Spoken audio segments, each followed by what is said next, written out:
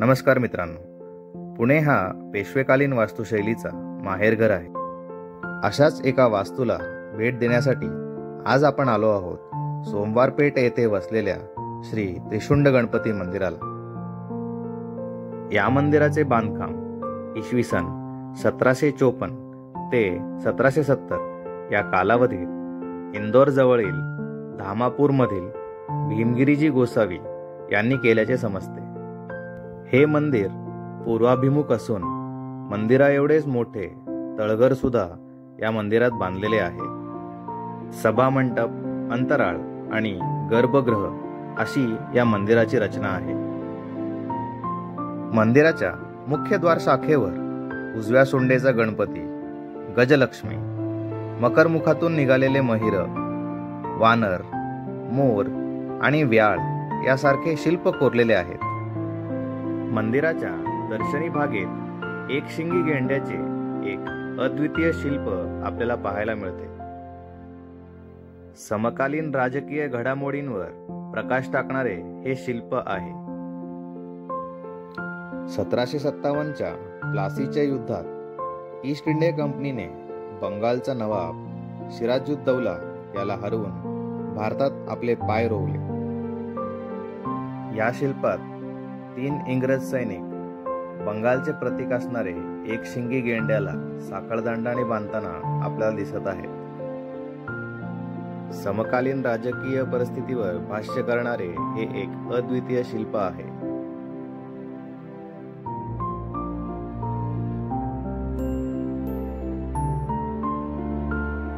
मंदिराच्या सभामंडपात प्रवेश करताना उजव्या बाजूला तळघरात जाण्यासाठी दरवाजा आहे. हा दरवाजा मात्र फक्त गुरुपौर्णिमेच्या दिवशी भाविकांसाठी उघडण्यात येतो. तळघरात भीमजीगिरी गोसावींची समाधी असल्याचे सांगण्यात येते.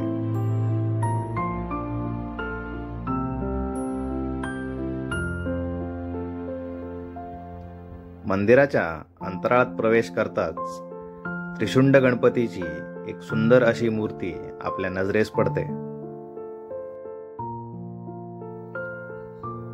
गर्भगृहाच्या द्वारशाखेवरती शंकर, नंदी आणि सिंहाचे शिल्प कोरलेले आपल्याला दिसतात. द्वारशाखेच्या वरच्या बाजूला देवनागरी, संस्कृत आणि फारसी भाषेत लिहिलेले 3 शिलालेख आपल्याला पाहायला मिळतात. या शिलालेखांमध्ये मंदिरच्या बांधकाम विषयी माहिती असून हे स्थान श्री महाकाल रामेश्वर आणि गुरुदेव दत्त यांना समर्पित असल्याचे समजते.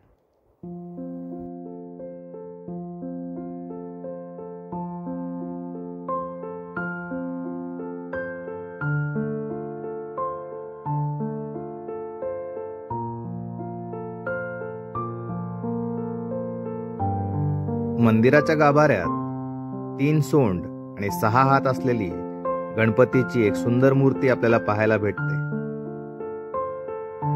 ही मूर्ती मोरावर विराजमान असल्या कारणाने या गणपतीला मयुरेश्वर असे संबोधित केले जाते.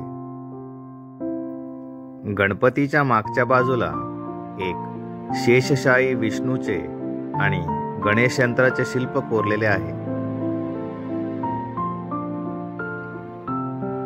अंतराळातून फक्त गर्भगृहाला प्रदक्षिणा घालण्यासाठी मार्ग सोडण्यात आलेला आहे.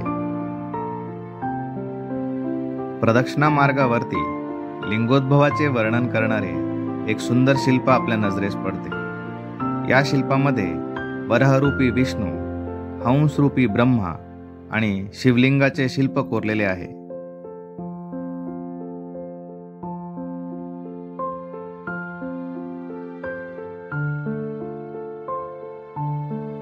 मंदिराच्या दक्षिणेकडील भिंतीवरती नटराजांची एक सुंदर मूर्ती कोरलेली आपल्याला दिसते.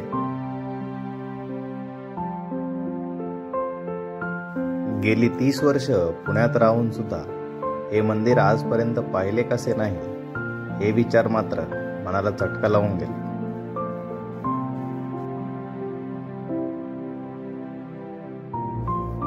आपला वैभवशाली इतिहास जगासमोर मांडायला आपणच कमी पडतो की काय, असा विचार मात्र मनात नक्की येतो.